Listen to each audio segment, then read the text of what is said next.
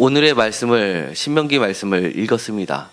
신명기 말씀 중에 사실은 이런 말씀이 있었냐라고 생각하시는 분이 사실 많은 구절 중에 바로 오늘 읽었었던 말씀은 잘 기억을 못하는 말씀의 대표적인 것이라 할 수 있습니다. 혹시 이 말씀을 신명기에 있었다라는 걸 아셨던 분이 계시나요? 그런데 반면에 이 말씀은 로마서에서 있다라는 것을 아시는 분은 굉장히 생각보다 많이 있습니다. 10장 10절에 사람이 마음으로 믿어 의에 이르고 입으로 시인하여 구원에 이르니라 라는 이 말씀이 너무나 유명하다 보니까 이 말씀 앞뒤에 있는 말씀들이 다 로마서에 있는 말씀으로 사람들은 강하게 기억이 되고 있습니다. 여기서 물론 입으로 시인하여 구원에 이른다라는 말은 우리가 생각하는 것처럼 단순하게 나는 예수님을 믿는다라고 해서 난 벌써 구원받았다. 그러니까 난 천국에 간다라고 이렇게 단순하게 생각할 것은 아닙니다. 왜냐하면 이 입으로 시인하여 구원에 이르는 이 상황이 로마서를 기록한 당시의 상황으로 비춰보면 내가 예수님을 믿는다라고 하면은 아주 가까이에서는 내가 집 또는 마을로부터 내쫓김을 당하는 그런 회당의 상황이 연결이 되어 있습니다. 그러니까 유대인들은 이렇게 많은 부유를 상황이 어려워도 부를 누리고 많은 속국이 됐음에도 부를 유지하고 살 수 있었던 가장 큰 요인 중에 하나는 유대인들은 형제라는 개념을 갖고 있었습니다. 그래서 혈육에 의한 형제 개념이 아니라 같은 이스라엘 민족은 하나의 형제로 봤기 때문에 그들끼리는 아주 투철한 경제 개념이 있었던 겁니다. 그렇기 때문에 형제 안에 머무른다는 것은 그들이 가난하지 않게 될 수 있음을 전제하는 겁니다. 그렇기 때문에 이 회당 밖으로 쫓겨난다는 그 자체는 단순히 종교적인 문제가 아니라 먹고 사는 문제하고 직결됐었던 문제입니다. 사회적 안전망에서 벗어날 수밖에 없는, 내몰릴 수밖에 없는 상황을 전제하고 있고요.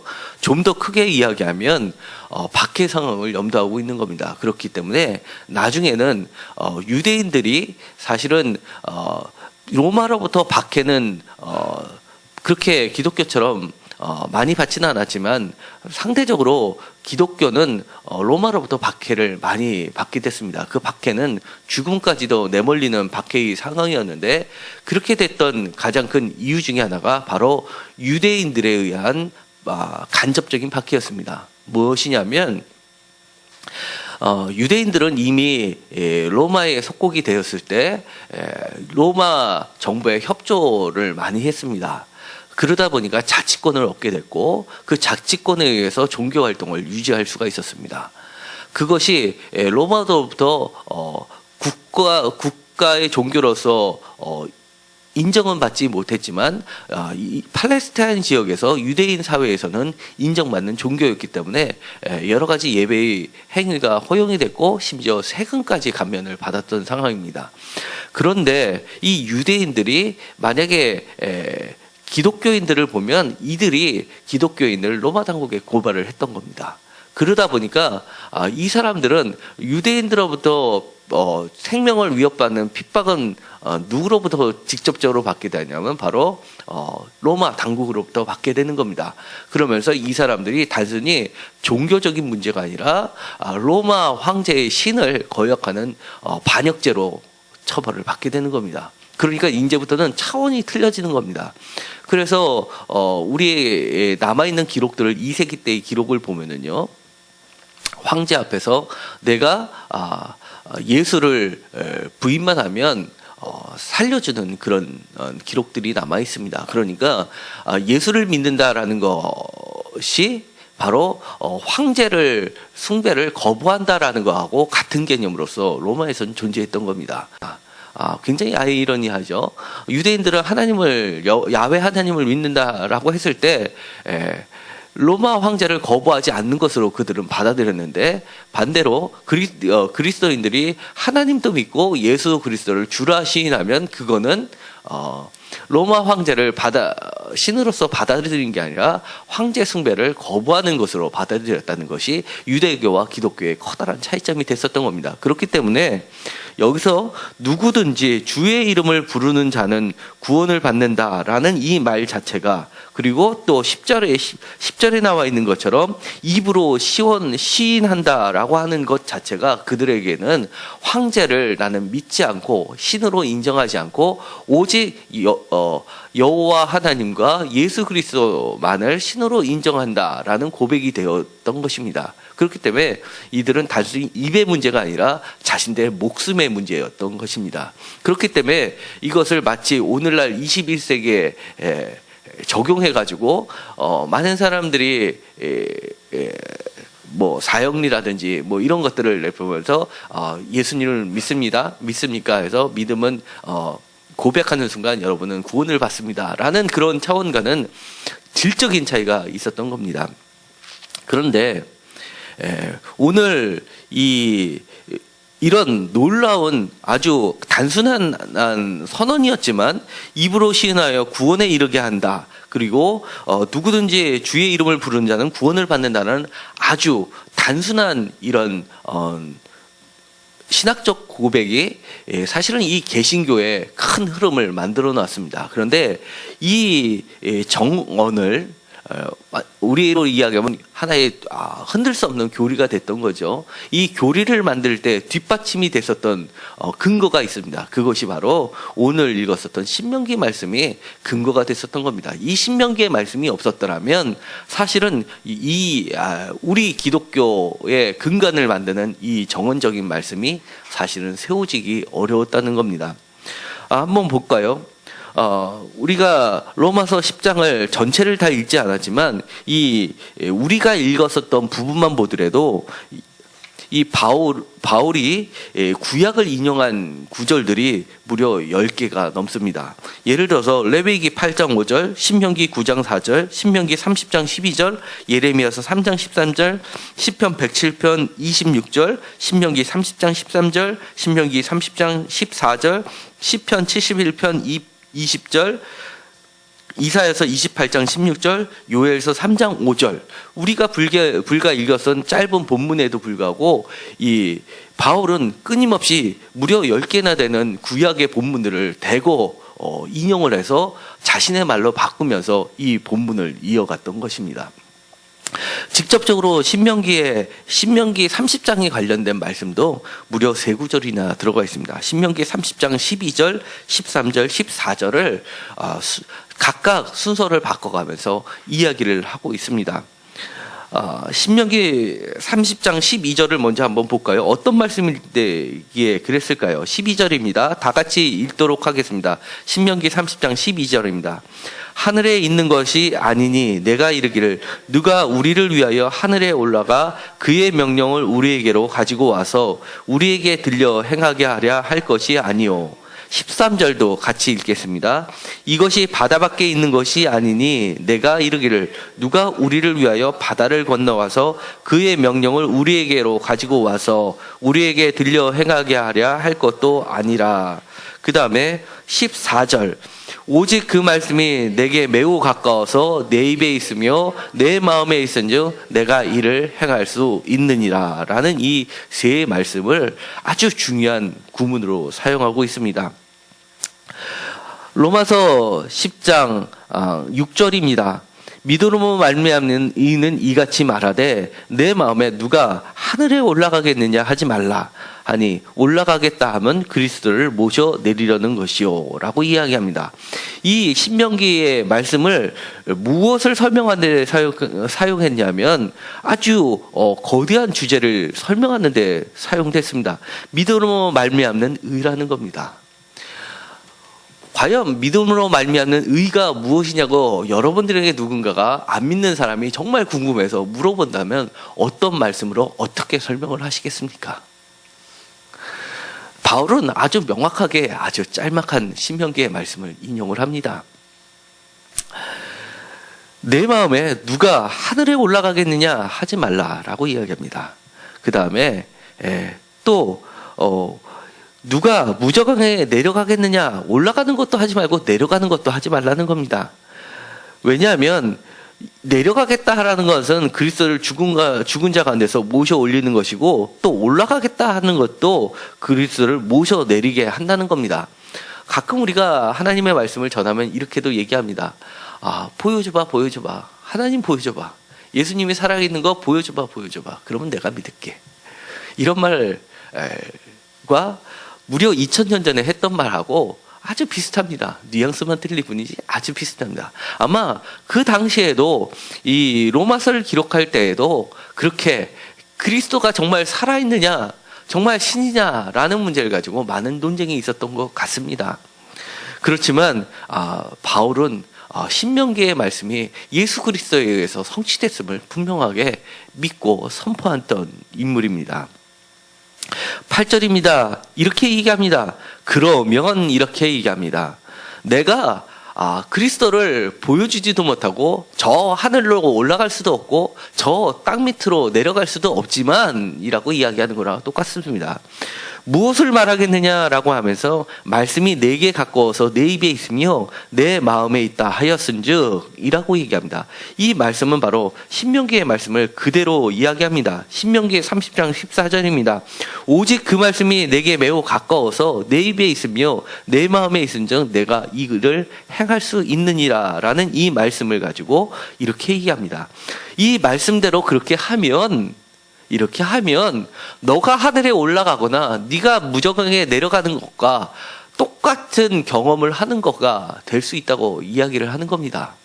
그러면서 그렇게 하는 순간 너가 살아계신 하나님을 대면하게 된다는 겁니다. 살아계신 하나님을 대면한다는 것이 바로 예수 그리스도를 믿게 되는 것이고 예수 그리스도가 내 안에 살게 된다는 것을 이야기하는 겁니다. 그러면서 비로소 살아계신 예수님을 너가 만나게 된다는 것을 이야기하는 겁니다. 바로 이것은 누구의 이야기도 아니었습니다. 바울 자신의 이야기였습니다. 바울 자신은 그가 박해할 때 아마 똑같은 입장이었을 겁니다. 예수 그리스도가 살아있다라고 선포하는 사람들을 쫓아가면서 죽였던 자입니다. 마치 그의 생각을 보는 듯합니다. 아마 간접적으로 이것은 제 개인적으로는 바울 자신이 생각했었던 것 같습니다. 무슨 너희들이 하면서 하늘을 또 무저갱을 이야기하면서 아마 사람들을 박해했었던 것이기 때문에 이렇게 구구절절이 나타나는 것이라고 보여집니다. 그런데 11절에 보면 이렇게 이야기합니다. 성경에 이르되 누구든지 그를 믿는 자는 부끄러움을 당하지 아니하리라 라고 이야기합니다.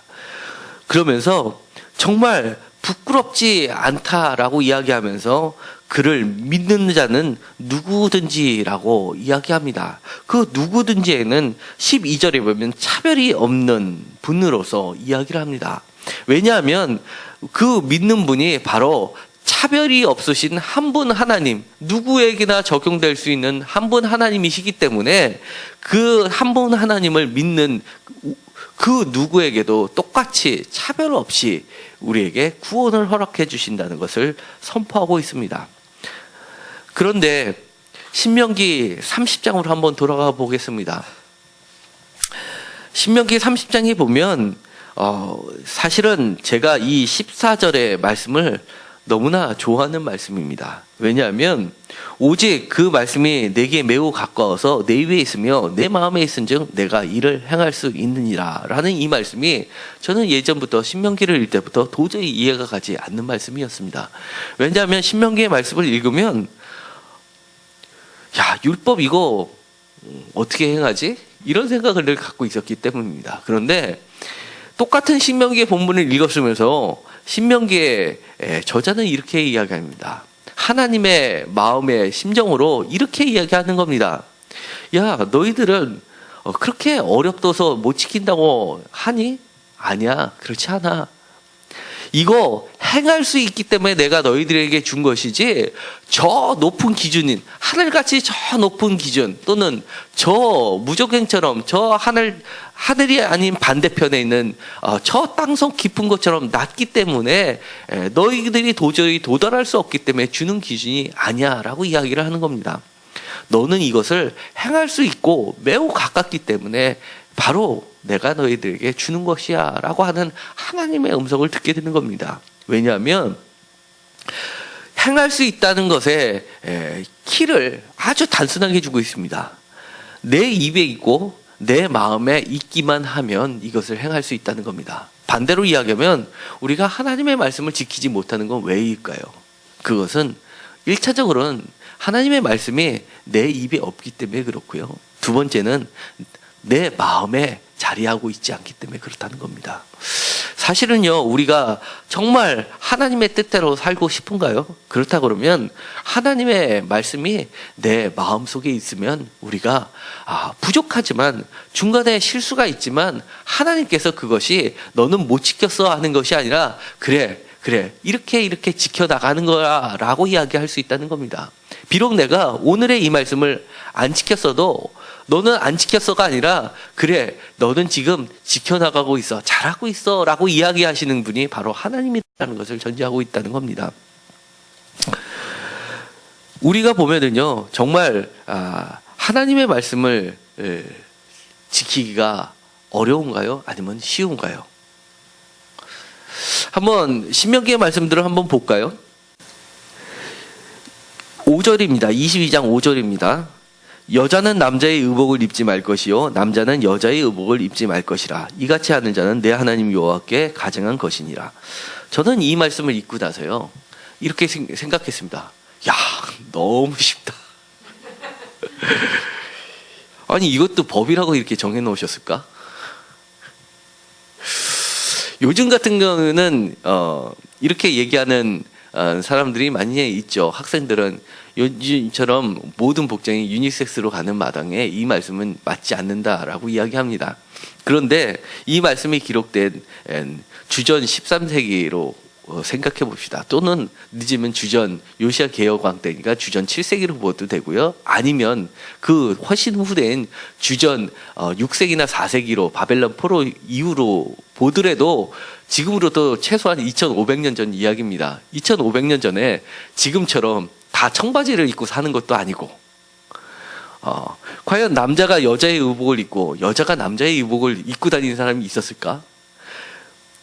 그러지도 않았을 텐데 왜 이거를 정해놓고 이것이 하나님의 말씀이다. 하나님의 그것도 말씀이 아니라 지나가는 말씀이 아니라 명령이라 법이다 이렇게 이제 해놓고 나서 이거를 가지고 지켜라 말라 이렇게 얘기하시는 게 말이 되나 이런 생각을 제가 처음에 했었습니다. 참 쉽죠. 또 한 말씀 볼까요? 8절입니다. 내가 새 집을 지을 때 지붕에 난간을 만들어 사람이 떨어지지 않게 하라. 그 피가 내 집에 돌아갈까 하노라. 이거요. 이 말씀은 지키기 쉬운가요? 어려운가요? 전 참 그랬습니다. 야, 이런 거는 참 쉽네. 네. 그 다음에요. 6절입니다. 22장 6절. 길을 가다가 나무의 땅에 있는 새의 보금자리에 새끼나 알이 있고 어미새가 그의 새끼나 알을 품은 것을 보거든 그 어미새와 새끼를 아울러 취하지 말고 어미는 반드시 놓아줄 것이요 새끼는 취하여도 되나니 그리하면 내가 복을 누리고 장수하리라. 이 말씀은 쉬운가요? 어려운가요? 도대체 새끼를 잡아가지고 그걸 먹을 수 없고 한참 키워서 먹어야 되나요? 어떻게 해야 되나요? 이거는 조금 애매해지기 시작했습니다.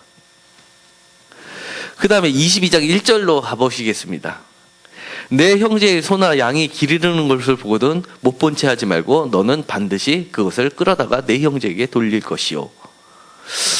야, 이거 조금 점점 우리가 이게 순서를 바꿔서 읽으니까 처음에는 이게 명령 같지도 않은 명령이었는데 조금씩 어려워지고 있는 것 같습니까? 내 형제의 소나 양이나 길을 잃은 것을 보고도 못 본 채 하지 말고 너는 반드시 그것을 끌어다가 내 형제에게 돌릴 것이요. 어떻습니까? 쉽습니까? 어렵습니까? 이거는 쉬울 수도 있고 어려울 수 있습니다.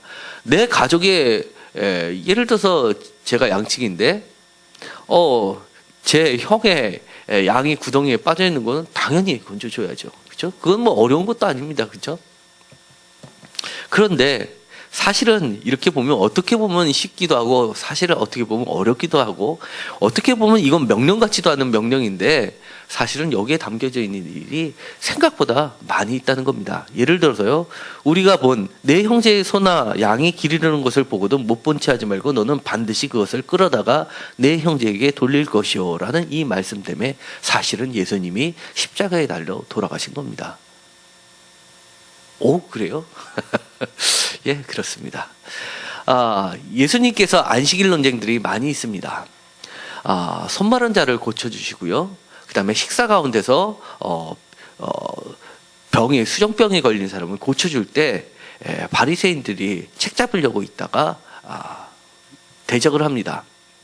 안식일에 그렇게 안식일을 범해도 되냐라고 얘기할 때 예수님이 하셨던 말씀이 바로 이 신명기 22장 1절을 가지고 이야기하시는 겁니다. 만약에 네가 길을 가다가 웅덩이에 빠진 소나 양이 있으면 건져주지 않겠느냐. 하물며 라고 이야기할 때 이 말씀을 가지고 이야기합니다. 그런데 그것 때문에 그 사람들이 바리새인들이 아무 말도 못하지만 그 이후로 돌아가서 비로소 예수님을 죽일 것을 의논하더라라고 되어 있습니다. 그러니까 사실 이 말씀을 글자 그대로 액면 그대로 받아들일 때는 우리가 쉬울 수도 있고 어려울 수도 있는데 이것이 성경의 언어 그러니까 하나님이 담겨주신 뜻으로 읽기 시작하면 생각보다 만만치 않은 말씀으로 돌아오는 겁니다. 다시 한번 우리가 읽어보겠습니다. 여자는 남자의 의복을 입지 말 것이요 남자는 여자의 의복을 입지 말 것이라. 이같이 하는 자는 내 하나님 여호와께 가증한 것이다 라는 말. 이 말씀은요 성경의 언어라는 겁니다. 남자의 의복, 여자의 의복 이런 것은요 하나의 성경은 거룩한 것이다 보니까 돌려서 이야기하는 완곡한 표현이라는 겁니다. 그리고 의복이라는 것은 어떤 성적인 관계를 유의적으로 표현한 언어라는 겁니다. 예를 들어서요, 룻기에서 보면 맨 마지막에 룻이 보아스에게 갈 때 발에 신을 벗기고 그 다음에 옷을 올리는 모습이 나오게 됩니다. 그러니까 이 옷을 올린다, 옷을 벗긴다, 옷을 바꿔 입는다 이런 거는 어떤 성적 관계를 의미하는 겁니다. 그렇기 때문에 남자의 의복을 입지 않고 남자가 여자의 의복을 입거나 여자가 남자의 의복을 입는 것은 남자와 여자의 관계를 떠나서 남자가 남자와 여자와의 관계를 전제하고 있는 겁니다. 굉장히 놀랍죠? 네. 그렇기 때문에 성경에 보면 우리가 레위기에서도 출애굽기에서도 민수기에서도 성창에 관해서 이야기를 하는 겁니다. 그러니까 그 사람들은 단순히 우리가 얘기하는 그런 것보다도 종교적 의미를 가미해서 버려들이는 제위 행위에도 들어가 있었던 것을 가나안 종교에서는 우리는 지금은 고고학을 통해서 발견하게 됩니다. 그리고요 6절에 보면 길을 가다가 나무에나 땅에 있는 새의 보금자리에 새 새끼나 알이 있고 어미새가 그의 새끼나 알을 푸는 것을 보거든 그 어미새와 새끼를 아울러 취하지 말고 어미는 반드시 놓아줄 것이요 새끼는 취하여도 되나니 그리하면 내가 복을 누리고 장수하리라 라는 구절은 이들이 어미새를 놓아주고 새끼새는 취한다라는 속담이나 격언이나 경구처럼 내려오던 말이라는 겁니다. 이 구절은 어디에 적용됐던 것이냐면 우리가 창세기에 본 야곱의 사건에서도 볼 수 있습니다. 야곱이 삼촌의 집에서 많은 재산을 가지고 탈출을 합니다. 그리고 나서는 야복강에서 하나님과 기도를 하게 되죠. 그런데 그 사이에 본인은 혼자 남지만 그 앞서서 보내는 사람들이 있습니다. 자기의 부인들과 자식들을 먼저 내보냅니다. 그러면서 기도를 하게 됩니다. 그러면서 야곱이 걱정하는 것일 수 있습니다. 나의 형 에서가 내 자녀들과 내 처들 다 죽이고 나까지 죽이는 것을 두려워하게 됩니다. 이 어미새는 놓아줘야 하는데 새끼들만 잡아가야 되는데 어미새와 새끼들까지 같이 취하는 일이 벌어지지 않게 해달라고 하나님께 기도를 하는 장면이 나오게 됩니다. 그런데 이런 것들이 우리가 성경에 보면 곳곳에 보면 성전, 그러니까 거룩한 전쟁, 신들이 하는 전쟁에서는 흔히 있었던 이야기입니다. 예를 들어서 저쪽 지역을 할 때 진멸하라고 하면서 싸움에 참여한 군사들만 죽이는 게 아니라 가족들까지 다 죽이는 일들이 옛날일수록 더 빈번히 일어났던 겁니다. 그러니까 이 구절은 어떠한 경우라도 성전이라는 이름 하에서라도 싸움에 참여한 사람들만 죽여야지, 그것을 빌미로 해서 마을에 남아있는 가족과 그 다음에 아이들까지 다 죽여서는 안 된다는 인권적인 문제로 남아있게 되는 겁니다. 그 다음에 내가 새 집을 지을 때 지붕의 난간을 만들어 사람이 떨어지지 않게 하라. 그리고 내 집에 들어갈까 사람이 떨어지지 않게 하라. 그런 그 피가 내 집에 돌아갈까 하노라. 이 말씀도 성경에 이렇게 표현되고 있습니다. 이 구절도 하나의 경고처럼 들어가 있던 말이라고 합니다. 이것은 우리가 성경을 읽다 보면 잘 이해가 안 가는 말이 나와 있습니다. 다윗이 솔로몬에게 왕권을 위임하면서 유언이 나오게 됩니다. 그런데 그 유언 중에서 말도 안 되는 정말 이상한 유언들이 있습니다. 자신들에게 은혜를 베풀어 줬던 사람들도 있고, 그 다음에 자기에게 안 좋게 대했던 사람들이 있는데 끝까지 자기의 충신으로서 남아있던 사람들조차도 솔로몬에게 얘기해서 그 사람들을 숙청하게 만듭니다. 기억나십니까? 기억이 안 나십니까? 예를 들어서 누구누구는 죽여라, 누구누구는 죽여라 하면서 정리하는 모습들이 나오게 됩니다. 그것은 뭐냐면 새 집을 지을 때 그런 사람들이 남아서 솔로몬을 괴롭히지 말게 하려고 자기가 살다 있는 옛 집에서 그 피를 흘리게 하면서 새 집에서는 피를 흘리지 않게 막는 일들을 벌어놓고 있는 겁니다. 그것을 다윗이 그렇게 이 말씀을 자신의 뜻대로 성경 구절을 이용해서 숙청의 도구로 사용했던 겁니다. 이렇게 이야기를 하면은 사실은 이야기가 생각보다 하나님의 말씀을 듣는 것이, 지키는 것이 어렵게 됩니다. 그런데 이런 말씀을 이 로마서에서는 아주 단순화시키고 있습니다. 이런 여러 가지 계명이 어디로 다 집중이 되면 예수 그리스도에게 집중이 됩니다.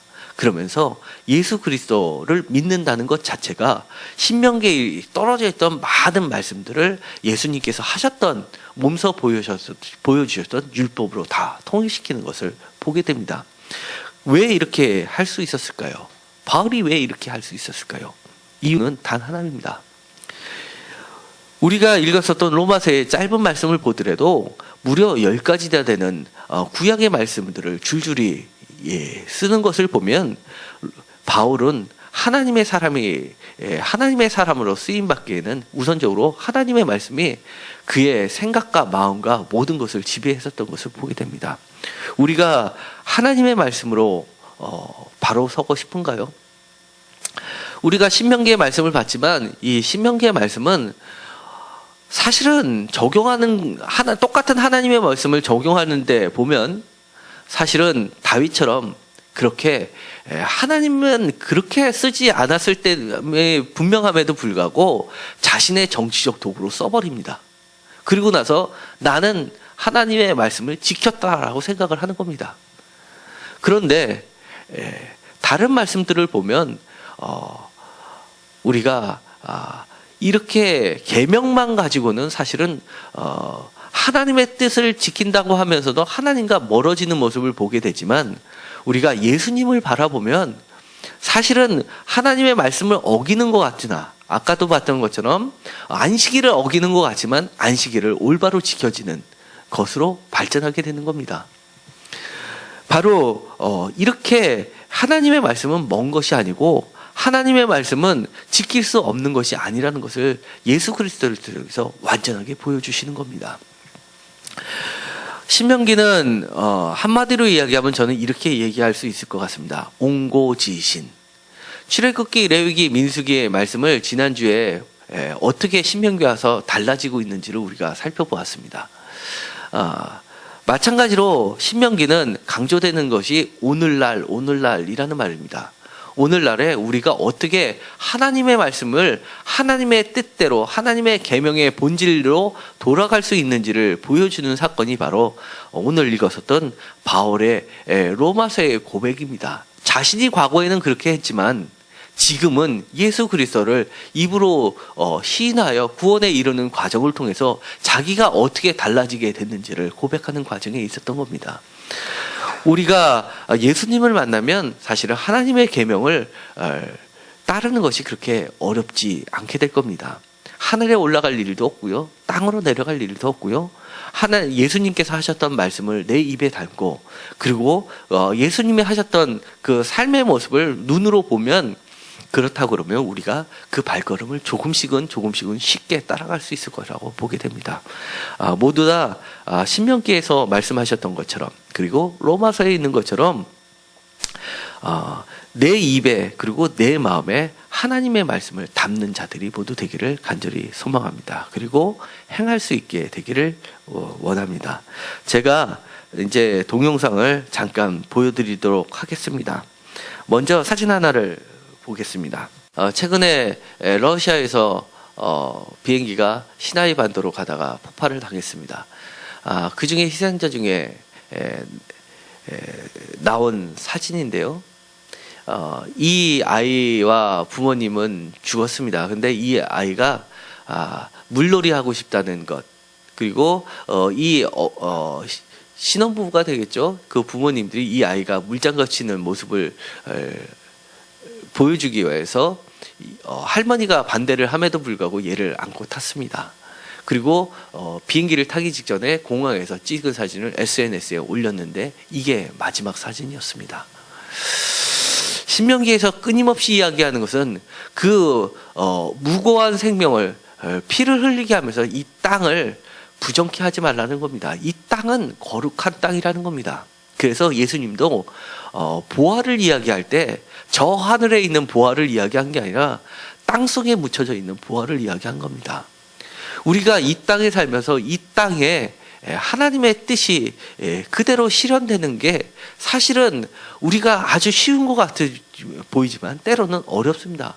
이렇게 어린 생명 하나도 지키지 못하는 세상이 돼버리고 말았던 겁니다. 마치 이렇게 어린 생명까지도 피를 흘리면서도 그들은 자신들의 신을 믿는 거라고 보고 있는 겁니다. 하나 한 10분 정도 되는데요.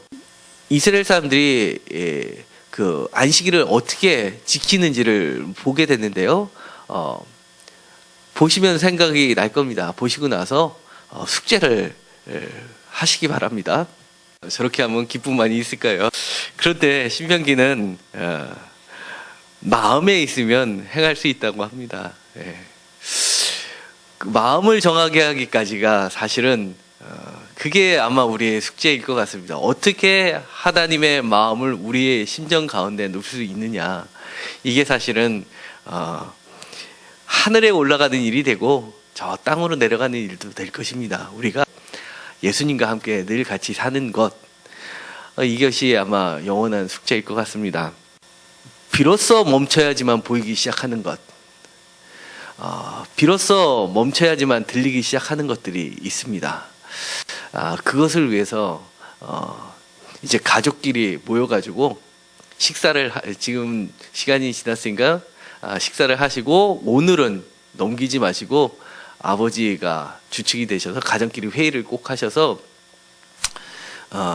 어떻게 하나님의 말씀을 항상 내 입에 가질 수 있는지, 그리고 항상 내 귀에 들릴 수 있는지를 한번 실천 가능한 것을 한번 세워보시기 바랍니다. 자유롭게 한번 꼭 해보시기 바랍니다. 그리고 아까 그 다윗이 했던 유언은요, 열왕기상 2장에 있습니다. 열왕기상 2장에 보면요, 이렇게 유언을 하는데요. 2장 5절에 보면 이렇습니다. 다윗이 죽기 전에 솔로몬에게 얘기합니다. 수루아의 아들 요압이 내게 행한 일, 곧 이스라엘 군대의 두 사령관 네리의 아들 아브넬과 예델의 아들 아마샤에게 행한 일을 내가 알거니와 그가 그들을 죽여 태평시대에 전쟁의 피를 흘리고 전쟁의 피를 자기의 허리에 띈 띠와 발에 신은 신에 묻혔으니 내 지혜대로 행하여 그의 백발이 평안히 스월에 내려가지 못하게 하라. 마땅히 길르앗 바르실레의 아들들에게 은총을 베풀어 그들이 내상에서 먹는 자 중에 참여하게 하라. 내가 내 형 압살롬의 낯을 피하여 도망할 때 그들이 내게 나왔느니라. 8절 바울한 베냐민 사람 게라의 아들 시므이가 너와 함께 있나니 그는 내가 마하나임으로 갈 때 악독한 말로 나를 저주하였느니라. 그러나 그가 요단에 내려와서 나를 영접함으로 내가 여호와를 두고 맹세하여 이르기를 내가 칼로 너를 죽이지 아니하리라 하였노라. 그러나 그를 무지한 자로 여기지 말지어다. 너는 지혜 있는 사람이므로 그에게 행할 일을 알지니 그의 백발이 피 가운데 스올에 내려가게 하라. 이게 다윗의 유언입니다. 이 요엘 같은 사람은 요압 같은 사람은 정말 다윗의 충신 중에 충신이었습니다. 그럼에도 불구하고 그를 죽이라는 겁니다. 그 다음에 시므이 같은 사람도 자기는 용서하겠다, 여호와의 이름으로 빌어서 용서하겠다 해놓고선 그 다음에 이를 죽이라고 합니다.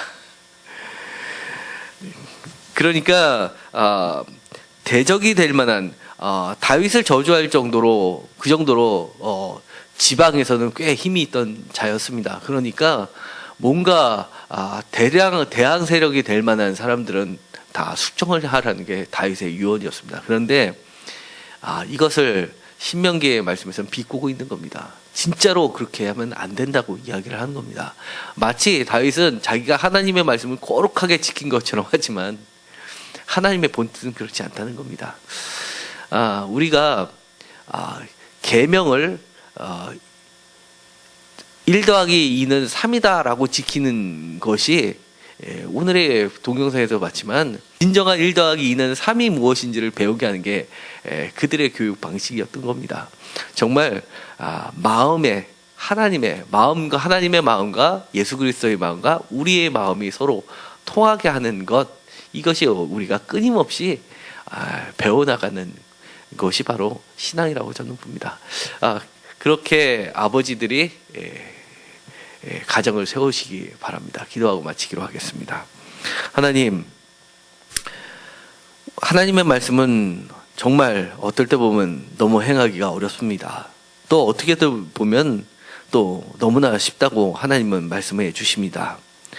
하나님의 말씀을 늘 입에 두고 살았던 바울이 비로소 예수님을 만나서 정말 위대한 고백을 하게 됩니다.